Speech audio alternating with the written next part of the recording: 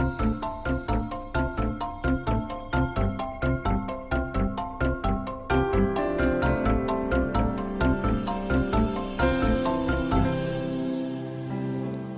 and welcome to Study English IELTS Preparation.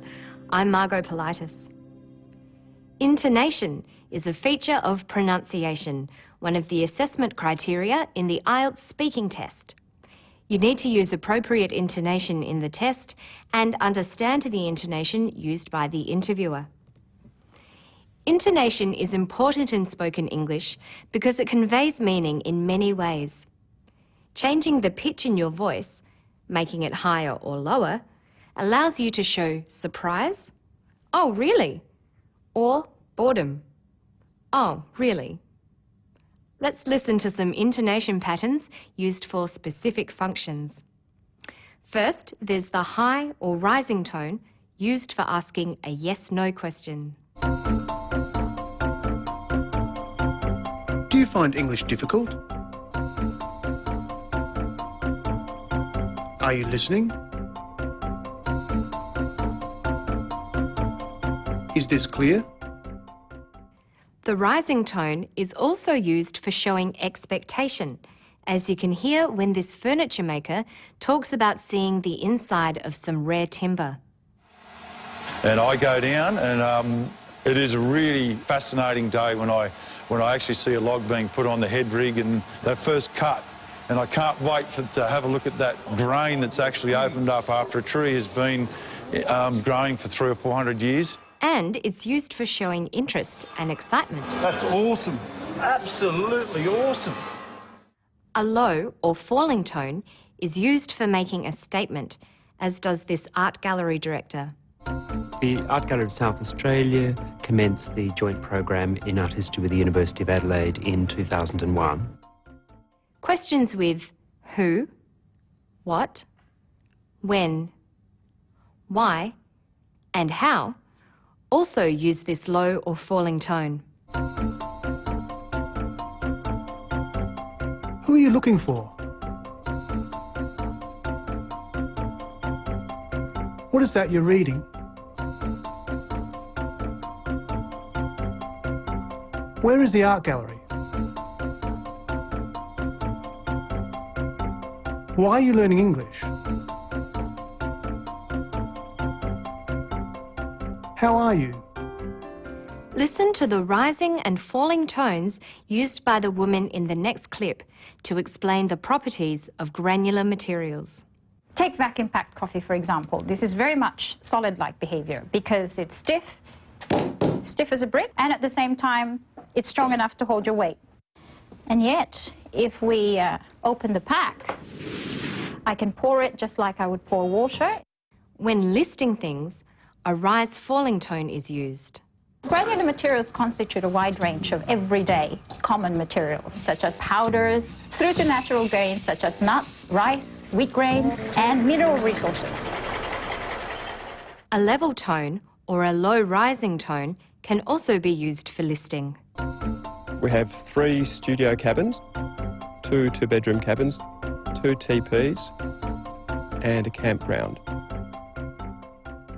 Finally, a fall rising tone expresses uncertainty. Well, I'm not sure what all this means. Now we'll look at some sample IELTS interviews. Listen carefully for the intonation patterns. Where else have you travelled? I've travelled to other Asia countries such as Malaysia, Thailand and Singapore, and of course I've travelled around in my own country. Where would you most like to go? I would like very much to go to Europe, for example UK, Spain or Netherlands, but I also want to go to Dubai and India. The 2 questions the interviewer asks are were-type questions, starting with where. Did you notice that the pitch of his voice fell at the end of both questions? Like this. Where else have you travelled? Where would you most like to go? In the answer, Notice how the countries are listed using a level tone that then falls for the last item in the list, in my own country. I've traveled to other Asia countries such as Malaysia, Thailand, and Singapore. And of course, I've traveled around in my own country.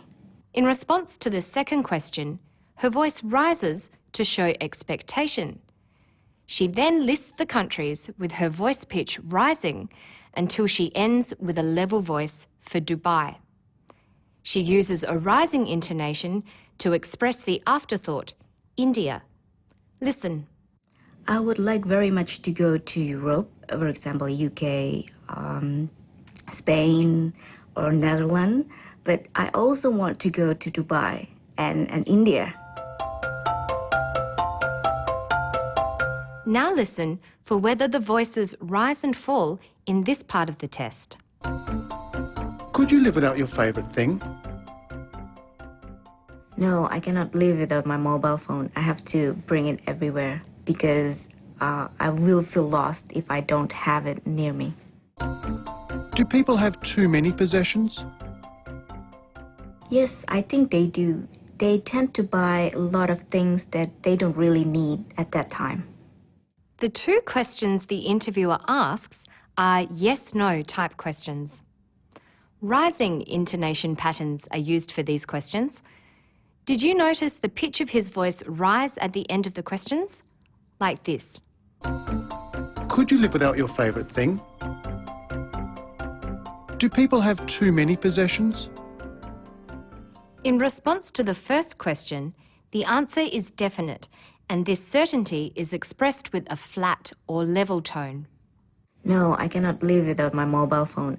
But in response to the second question about whether people have too many possessions, she isn't quite sure and responds with, Yes, I think they do. She uses a fall-rising tone appropriately to indicate that she doesn't really know or is unsure. Yes, I think they do. You are allowed to ask the interviewer what something means in the discussion part or part 3 of the speaking test. It's called asking for clarification. Let's say you didn't know what was meant by valued possessions. You could say, What do you mean by valued possessions? this is a work question, so it needs a falling tone. Listen again. What do you mean by valued possessions? A different intonation is required for the next way of asking for clarification. Do you mean important things that I own? It's a yes-no question with a rising tone. Listen. Do you mean important things that I own? The final example is a statement, so a falling tone is used. Sorry, I'm not quite sure what you mean by valued possessions.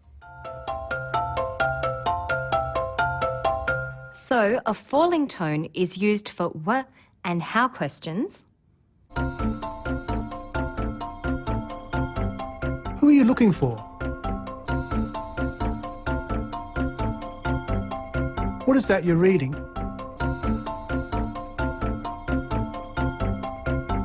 Where is the art gallery? Why are you learning English? How are you? But a rising tone is used for yes-no questions. Do you find English difficult? Are you listening?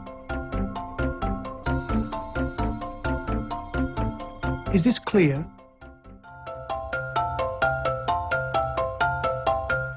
That's all for now. To find more information about the intonation patterns in English, visit our Study English website. Good luck with your studies. Bye for now.